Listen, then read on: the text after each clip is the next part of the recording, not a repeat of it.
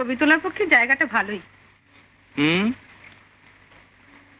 ও আপনি তীর্থে এসে সবাই তো করে পুণ্য সঞ্চয়, আপনি দেখছি দৃশ্য সঞ্চয় করছেন। দেখুন, ওই পুণ্য সঞ্চয়টা আমার ভাগ্যে নেই, বুঝলেন?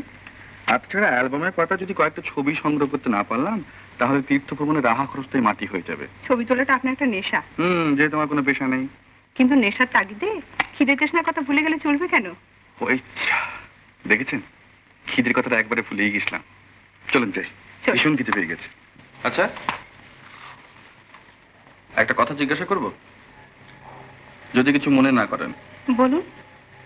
আপনাদের সঙ্গে আলাপ হওয়ার পর থেকে আপনাদের সম্বন্ধে বড় কৌতূহল হচ্ছে। যেমন?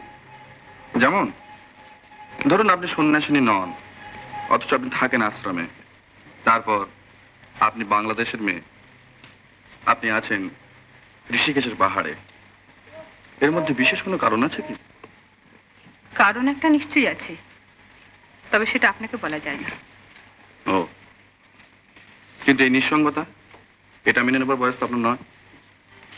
মানা না মানা তো নিজের ইচ্ছের উপর নির্ভর করে না।